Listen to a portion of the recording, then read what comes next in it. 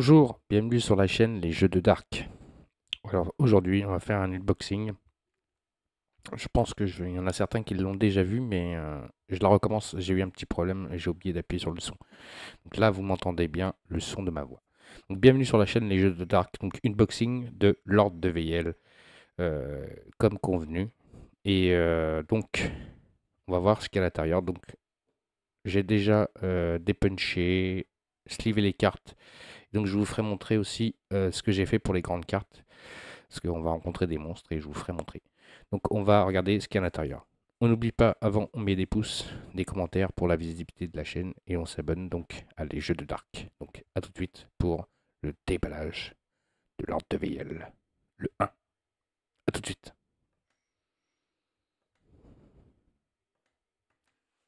Alors, on va regarder ce qu'il y a à l'intérieur. Donc comme je dis, j'ai déjà dépunché, ouvert le contenu. Donc on va regarder ce qu'il y a à l'intérieur. Hop. Alors, donc des cartes, des pions et les personnages à l'intérieur. Alors, hop là, je mets un coup dans la caméra. Donc, des supports de cartes, des à 6 faces, des 20 faces, des pions, donc poison, je pense que c'est poison, donc armure, et donc il y a aussi des pions armes, plein de pions. Donc ça, ce sont des pions donc, pour les caractéristiques de nos personnages, pour les augmenter. Donc, si on veut augmenter la force, la dextérité, voilà. Donc ça, ce sont donc les pions qui vont augmenter nos caractéristiques de nos personnages. Ça, c'est pour les niveaux de nos personnages. Donc ça va de 1 à 5. D'autres pions, donc armure, bouclier, arme, feu. On a une pochette donc en tissu, donc sur le sigle de l'ordre de VL, avec donc hop, des petits cristaux noirs. Donc ça, c'est la monnaie pour pouvoir acheter les cartes. Hop, voilà. Donc je vous l'ai pas dit, mais l'ordre de VL est un jeu donc pour 1 à 7 joueurs, des parties de 90 minutes, âge 15 ans et plus.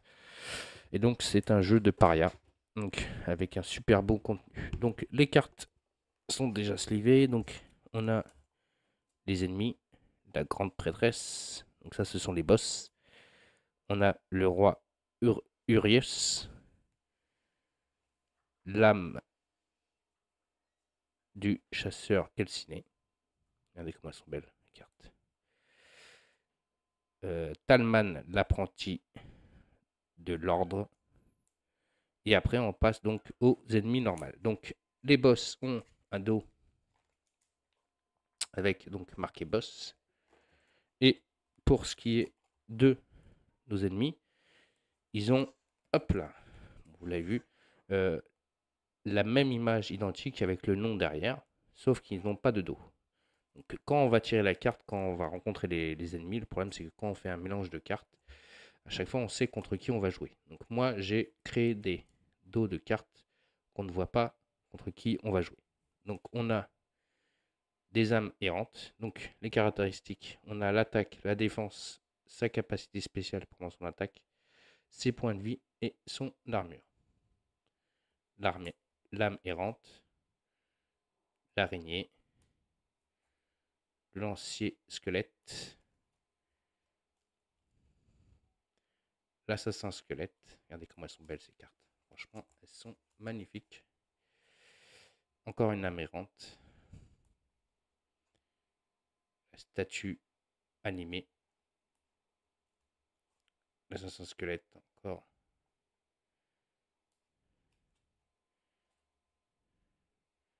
L'archer squelette.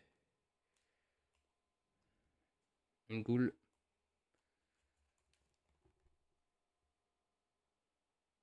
Chien corrompu. Je vais vous montrer celle que vous n'avez pas vue. Nuée de rat. Ça, je voulais vous montrer. Lui, le chevalier noir.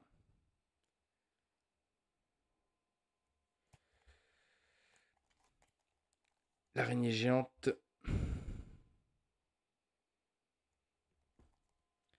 le dernier géant. La liche.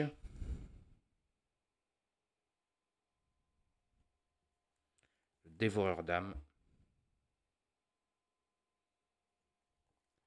Le zombie. Le guerrier zombie. L'archer squelette, je crois que vous l'avez déjà vu. Mais je vous les remontre comment elles sont belles ces cartes. Voilà. Donc, on a une ribambelle d'ennemis. Et donc, comme je vous disais, vous voyez, je retourne les cartes pour moi. Hop. Vous voyez, quand je mélange, hop, hop, hop, hop, c'est un exemple. Devant vous, je ne sais pas quel ennemi je vais rencontrer. Donc, ce sera plus facile pour moi. Donc, c'est comme ça que j'ai fait tout à l'heure. Avant de vous faire l'unboxing, je voulais d'abord vous faire montrer. Et en même temps, j'ai déjà slivé mes cartes. Donc, on a aussi après des tas de cartes. On a des cartes événements. Donc, erreur de stratégie, attaque de la horde, mutisme, objet perdu, erreur stratégique, malédiction d'attaque, encore un mutisme, perdre des appuis, porte dérobée, embuscade, convoitise des morts, perdu des appuis encore, porte dérobée encore, salve de flèche, emprisonnement, malédiction de défense, embuscade, contrôle de la corruption, éboulement, des soins, des brisures, encore des éboulements, encore des soins, encore des brisures, des réanimations, des dalles de pique. Voilà, encore dalles de pique. Des attaques mentales, des attaques de la horde. Voilà. On a donc une ribambelle de cartes. Donc, événements. Ensuite, on a des cartes sales. On a une seule carte personnage. Donc, c'est pour la bardesse. Donc, c'est une mandoline. On a 5 cartes phylactères. Donc, phylactère, on a le phylactère de soins, le phylactère de la réalité, le phylactère d'extraction, le phylactère de protection et le phylactère d'attaque. Après, on a aussi des cartes donc alchimiste. Donc la pierre de résurrection, encore la pierre de résurrection, le kit de réparation, la pierre de supérieure de résurrection, les graines purificatrices, pierre de résurrection encore, potion mineure, graines purificatrices, potion de mineur, couteau empoisonné, potion, couteau, passe-partout. Hop là, la mise au point, s'il te plaît. Plan vers l'entrée secrète, saut de l'ultime chance, anneau de repos, saut de l'ultime chance, fragment, le saut, les bombes alchimistes, les potions majeures, encore des bombes, des potions majeures, encore des bombes, c'était des potions de vitalité, potions de vitalité, potions de vitalité, des bombes de fragmentation, encore, et des fragments de l'hôtel donc d'Ilius pour l'alchimiste. Et donc, comme je vous disais, on a des cartes donc sales. Et donc ça, ce sont les cartes qu'on va piocher quand on va aller sur la map. Donc, quand on avancera, on tombera sur ces cartes-là. Donc là, le tombeau du roi, coffre unique, les monstres puissants, salle piégée, monstre puissant, salle piégée. Donc on a le nom de la carte et ce qui va se passer. Donc vous voyez, chaque héros doit effectuer un jet de dextérité supérieur ou égal à 16. S'il échoue, il perd 3 points de vie. Et par contre, on trouvera 4 cristaux dans cette salle. Donc, le monstre puissant, salle du trône, salle vide, une énigme, un monstre, profondeur obscure, liane corrompue, encore un monstre, encore un monstre, des coffres, entre de la prêtresse, des coffres, salle de repos, mise au point, au royaume des morts, et enfin on retombe sur le tombeau du roi. Voilà, donc ça ce sont les salles qu'on va pouvoir rencontrer. Et donc on a une ribambelle, vous pouvez le voir, constater, de cartes. À peu près 2 paquets de cartes. Ah, là on a les pions donc vert et rouge. Donc ça ce sont pour les points de vie et les points de dextérité. Je vous montrerai ça tout à l'heure. Et donc on a une ribambelle de cartes forgeron. Donc on en a un gros paquet. Donc on a 2 gros paquets comme ça de cartes forgeron, comme vous pouvez constater. Et donc là, les cartes forgeron, ce sont donc des équipements. Donc on a soit des malédictions en incandescentes. Vous voyez, ça nous permet de savoir quelle est sa position, combien de mains elle utilise. Donc là, vous voyez, c'est une main.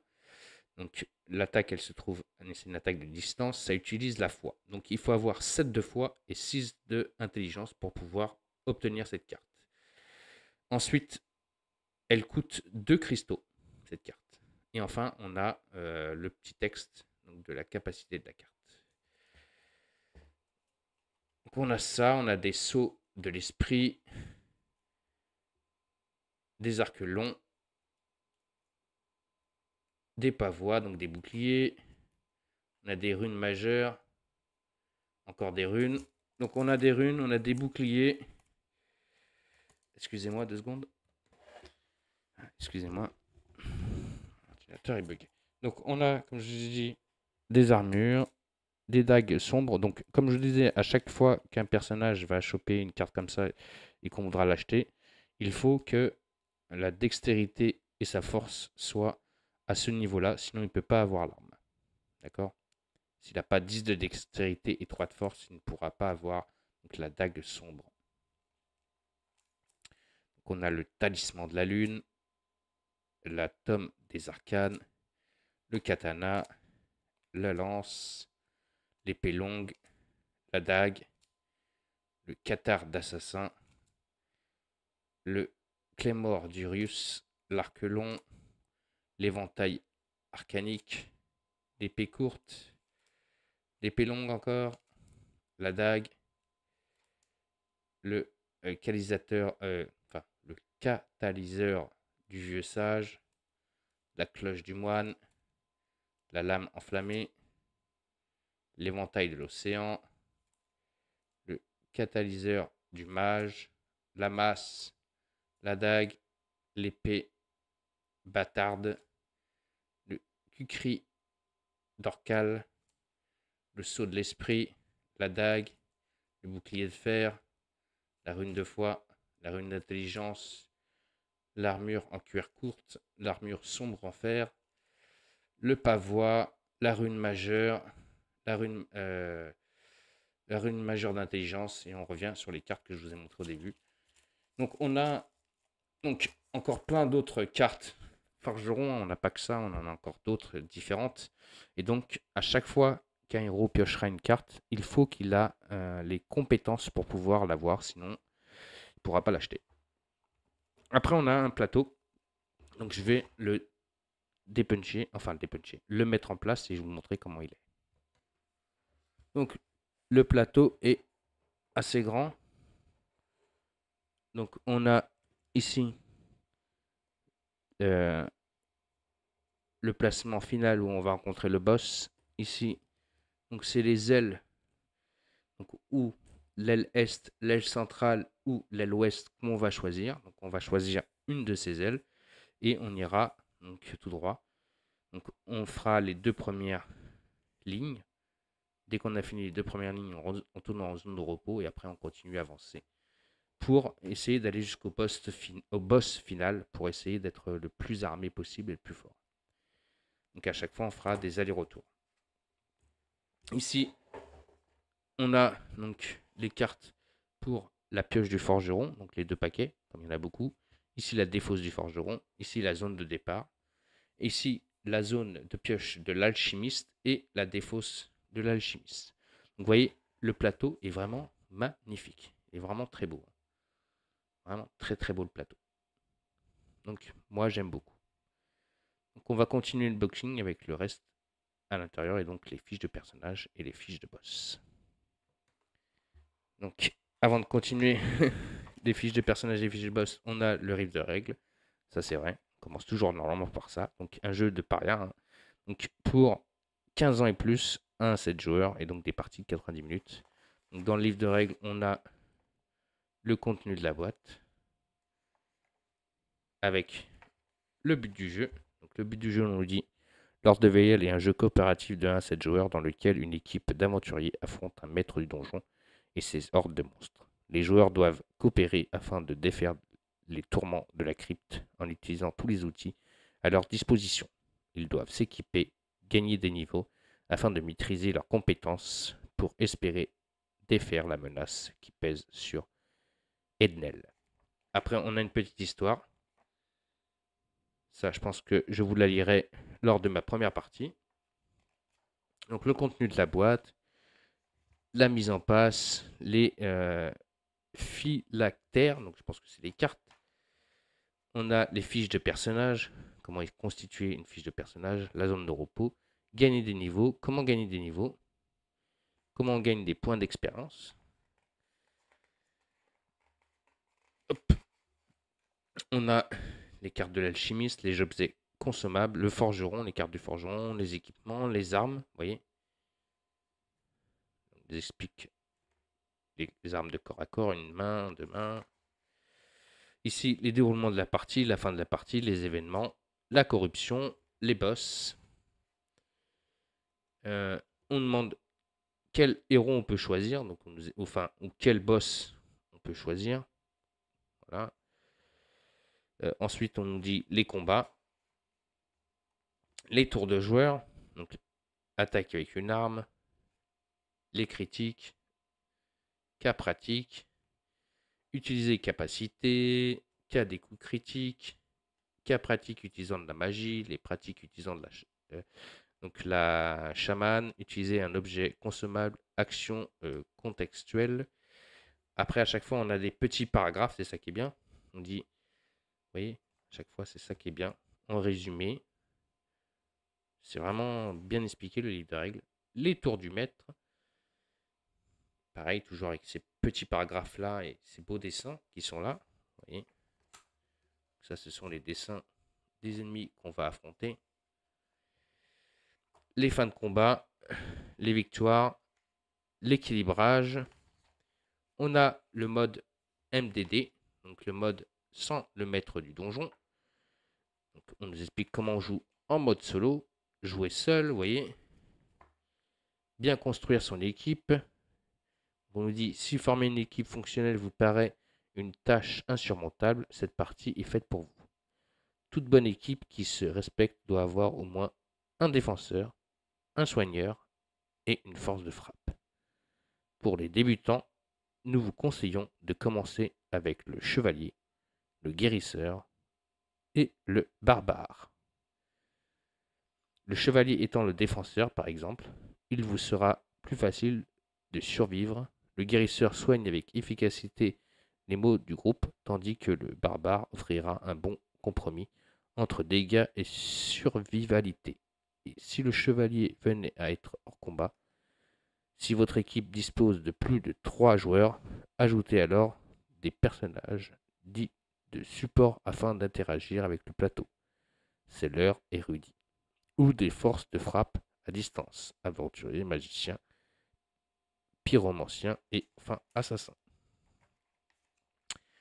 On nous explique les défenseurs, le chevalier, la difficulté simple, le barbare, difficulté simple, le briseur d'ordre, difficulté moyenne, le brigand, difficulté moyenne, les forces de frappe, donc on a le pyromancien, on a le magicien qui est en difficulté facile, les soigneurs, donc on a le guérisseur, le chaman, et enfin les supports, donc on a l'assassine, l'aventurier, l'érudit, le selleur et la bardesse. Voilà. Donc là, on nous explique vraiment chaque personnage avec un petit texte et on nous explique comment il fonctionne. Et ça nous aide à choisir notre personnage pour les parties. Et enfin, on a les jetons. Donc on a les jetons, comme je le disais tout à l'heure, qui permettent de comptabiliser le poison infligé à un joueur. Vous voyez, avec la tête de mort. On a les jetons, donc je le disais avec le bouclier, ce sont ce qui permet à un joueur de se souvenir qu'il a reçu le bonus du talisman du débutant. C'est pas mal. Ce jeton là avec un bouclier cassé, ça nous permet donc au maître donjon de se souvenir que son monstre a subi le malus du brise-garde du chevalier. On a le jeton comme ça avec une sorte de lumière. Ce jeton permet de se souvenir des salles figées par le seller. Ensuite, on a les remerciements. Donc, à qui il faut remercier d'avoir fait ce jeu. Donc, à Paria, merci à eux. Donc, le donjon, on a les 6 premières cartes. Donc, on nous explique voilà, comment se compose un donjon. Donc, les 6 premières cartes, donc on doit mettre 3 monstres, 2 coffres et une salle vide. Première difficulté, une liane corrompue, un monstre puissant, une salle piégée. Deuxième difficulté, un coffre unique, une salle spéciale, une ligne. Et troisième difficulté, une salle de repos, une salle piégée, un monstre puissant.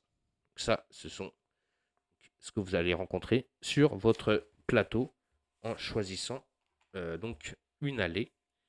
Et l'allée, donc à chaque fois, donc ça c'est les 2 premières allées, donc les 6 premières cartes, et après ainsi de suite.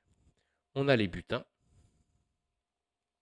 les gains de niveau, la zone de repos, les combats, et enfin, par le nombre de joueurs, les PV des boss, donc, combien on rajoute de points et combien on déduit le nombre de points de vie. Donc si on joue avec 2 joueurs, on en enlève 30 points de vie, 3 joueurs, 20 points de vie. Les PV des monstres puissants, donc ils ont moins 8 points de vie, moins 5 points de vie. Et puis si on joue à 5-6 joueurs, ils auront plus 5 et plus 10. Et enfin, les cartes événements. Donc on en aura une en moins à 2 joueurs, une en moins à 3 joueurs. Et enfin, entre 4 et 6, on a entre 0 et plus une carte. Voilà pour le livre de règles. Et maintenant, on va passer au reste le reste, la fin du matériel, tout ce qui est les personnages. On a les 2 jetons aussi, j'ai oublié de vous les montrer. Donc, le jeton du défenseur et le jeton, donc premier joueur, qu'on va déplacer sur le plateau. Très beau jeton. Donc, alors, les plateaux maintenant des héros et enfin des boss finales. Donc, on nous a dit le barbare. Donc, je vais vous expliquer à peu près une fiche de personnage. Donc, le barbare. Donc, hop. Je vais placer ça pour que vous voyez bien comme il faut.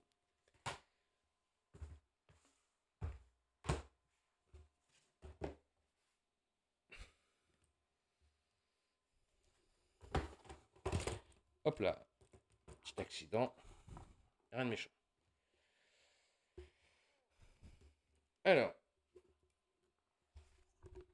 Alors, le barbare. On a. Allez, mise au point.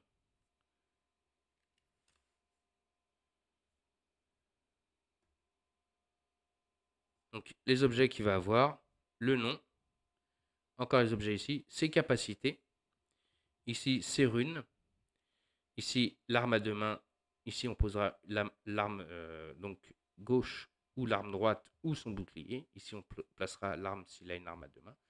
Ici où il y a le petit trou là, qui est au milieu, ce sera son niveau de personnage, s'il est du niveau 1 à 5. Ici, ses points de vie. Ici, son endurance. Donc, on mettra un pion donc, rouge et un pion vert ici. Et ici, donc c'est ses capacités au héros. Donc, la vitesse, l'endurance, la force, la dextérité, l'intelligence, la foi, la défense. Et enfin, ce qu'il fera comme dégâts avec son arme. Donc c'est ça que je vous disais tout à l'heure par rapport au forgeron. Quand il va piocher donc, une carte du forgeron et qu'on vous demande... Voilà. Donc quand on vous dit d'avoir 8 de force ou 16 de force, vous voyez c'est ici qu'on devra avoir les capacités assez nécessaires pour pouvoir acheter la carte. Et donc on a des petits pions qui sont représentés comme ceci. Et donc ces pions-là, ça nous permettra d'augmenter les capacités de nos héros pour pouvoir acheter les cartes. Et donc comme je vous disais, excusez-moi, j'ai un truc qui apparaît à chaque fois sur mon ordinateur, j'essaie de l'arrêter. Donc si la carte vous demande de la force, l'intelligence, de la foi ou de la vitesse et que vous n'avez pas, et bien quand vous gagnez des cristaux qui sont noirs, à chaque fois que vous gagnez des cristaux noirs, donc vous pouvez acheter des cartes ou augmenter vos compétences. Et donc on peut augmenter grâce à ces petits jetons là qu'on va placer sur le plateau du personnage. Donc, hop là. Là vous avez vu comment une webcam peut tomber. C'est magnifique. Hein, c'est rien. Le trépied a voulu me lâcher, mais j'ai été plus fort que lui. Alors, donc on a le barbare. Donc comme je disais, ses capacités, les objets qu'il peut mettre, et enfin ses armures, ses armes, les résumés. Ça, c'est les niveaux, donc les capacités par rapport au niveau qu'il aura, donc niveau 3 et niveau 5. Et donc ici, ce sera donc donc par rapport à sa vitesse, son endurance, ses forces, il va augmenter ses compétences. Voilà. Donc on a le barbare, on a l'aventurier, le seller, le brigand, la bardesse, le chevalier, la chamane, l'érudit, le pyromancien, l'assassin, le briseur de horde, le magicien, le guérisseur. Franchement, ils sont magnifiques ces plateaux de personnages. Et enfin, on arrive au donc boss. Donc ils ont des cartes et ils ont des grands plateaux comme ça. Donc avec leur capacité spéciale. Et donc quand ils jouent donc éternité, elle attaque une fois, donc les confusions. Donc ils ont leur nombre de points de vie. Donc je pense que ça c'est pour ça qu'ils mettent un petit pion là pour savoir combien de points de vie ils ont. Donc, les capacités spéciales. Qu'on avait donc elle s'appelle la grande prêtresse. Le Talman, apprenti de l'ordre.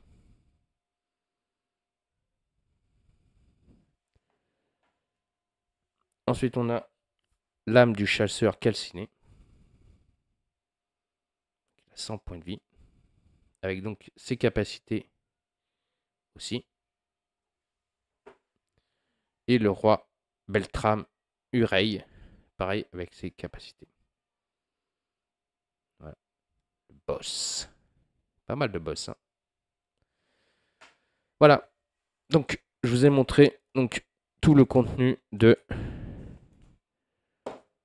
notre ami le jeu Lord de Veyel. Donc, il y a vraiment pas mal de matériel. Vous pouvez se constater. Ça, c'est juste le chapitre 1. Donc, je vais faire des parties du chapitre 1 et puis on verra s'il me plaît. Et bien, pourquoi pas aller essayer de me procurer le chapitre 2. En tout cas, j'espère que cet unboxing vous aura plu. Excusez-moi encore pour la petite chute de la webcam. En tout cas, si cette vidéo vous a plu, on n'oublie pas, on met des pouces, on me laisse des commentaires. On continue à s'abonner donc sur la chaîne Les Jeux de Dark. Et surtout, abonnez-vous, abonnez-vous. Passez le message pour que les gens ils viennent s'abonner à ma chaîne. Donc n'hésitez pas. Et donc on finira donc par des parties de l'ordre de VIL sur ma chaîne. Et on continuera mes campagnes donc, de Dungeon Saga, le Seigneur des Anneaux, Voyage en Terre du Milieu. Et donc une nouvelle campagne donc de Oko. Parce que j'avais fait donc un petit sondage sur ma chaîne pour savoir si vous voulez voir du Etherfield ou du Oko. Et donc j'ai eu un max de points pour Oko. Et donc on fera une campagne de Oko sur ma chaîne. Etherfield, je la continuerai en off. Je mettrai l'avancement de Etherfield où j'en suis sur le communautaire, donc sur ma page YouTube, donc sur le mot communautaire, vous verrez l'avancement de Etherfield. Donc je ne vais pas abandonner.